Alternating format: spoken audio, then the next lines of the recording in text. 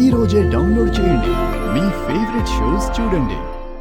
ఏం విజయశాంతి, మీరిద్దరే పని చేస్తున్నారు, మీ అక్క కనిపించట్లేదేంటి?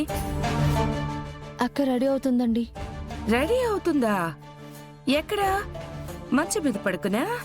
లేదండి, అక్క ఎప్పుడో లేచింది. అబద్ధాలు చెప్పకు. ఈ రోజు వ్రతమని తెలుసు. ఇంటి కోడలుగా ముందుండాల్సింది తను. ఆమె రాకుండా మీరిద్దరూ మాత్రమే వ్రతానికి ఏర్పాట్లు చేస్తున్నారు. ఆవిడ గదిలో రెడీ అవుతుందంటే ఎలా నమ్మమంటారు? పడుకుని నిద్రపోతూ ఉంటుంది, అంతేనా? అదేం లేదండి. బుకాయించకండి. అబద్ధాలు చెప్పి మీ అక్కను కాపాడుకుందాం అనుకుంటున్నారా? కోడలిగా ఇంటికొచ్చిన మొదటి రోజు ఇలా చేస్తే ఇక మీ అక్క ఇక్కడ కాపురం ఏం చేస్తుంది? శుభమా అని వ్రతం పెట్టుకుంటే అందరికంటే ముందు తనుండాలి. ఏ వదినా, ఏమై ఉండాది? ఎందుకట్ట అరుస్తుండావు? లేకపోతే చూడదునా, ఇంట్లో వ్రతం అని తెలుసు కదా. ఆ దుర్గ ఇంతవరకు రాకుండా గదిలో పడుకుని నిద్రపోతుంది. లేదండి, రెడీ అవుతుందని చెప్తుంటే నమ్మడం లేదండి. రెడీ అవుతుండదని చెప్తుండారు కదా వదినా. నువ్వేదో దగ్గరుండి చూసిన మాదిరి ఎందుకట్ట రచ్చ చేస్తుండావో?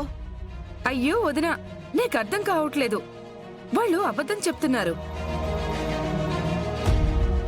నిజంగా అమ్మాయి లేచి రెడీ అవుతూ ఉండుంటే ఈ పనులన్నీ వీళ్ళెందుకు చేస్తారు?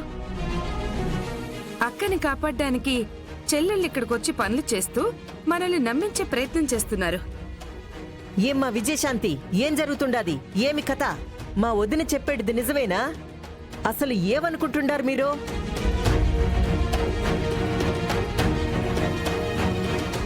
ఏమ్మా, ఇదేనా నీ పెంపకం? ఏమైందమ్మా? ఇంకా ఏం కావాలనా?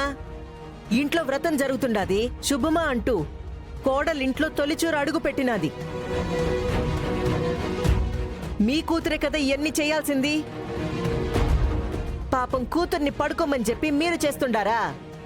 ఇట్నేనా బిడ్డల్ని పెంచేటిది? ఆడపిల్లన్నాక పొద్దున్నే లేవబన్లే, ఇంటి ముంగిట ముగ్గేయడము, తులసికోట దగ్గర దీపం పెట్టడము, ఇట్లాంటి పద్ధతులేమీ నేర్పలేదా మీరు? అవన్నీ నేర్పివ్వడానికి వాళ్లకుండేదే 2 గదులు. తులసి మొక్కలు పెట్టుకోవడానికి, ముగ్గులు వేసుకోవడానికి అంత స్థలం ఎక్కడుందోదినా? ఆడబిడ్డల్ని కన్నాక పద్ధతులు పాడు అన్ని నేర్పించాలమ్మా. వ్రతం మొదలయ్యాక వస్తుందా ఏం మీ కూతురు?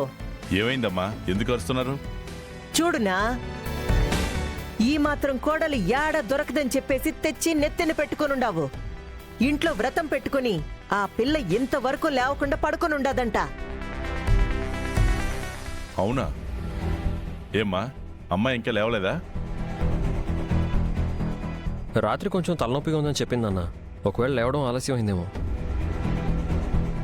బానే వెనకేసుకొస్తుండవరా పెళ్ళాన్ని? తలనొప్పుంటే రాత్రంతా ఉంటాదా ఏమి? సరే, ఉంటే ఉంటది. 10 మంది బంధువులు వస్తారు, ఇంట్లో పూజ చేసుకోవాలన్న భయం ఉంటే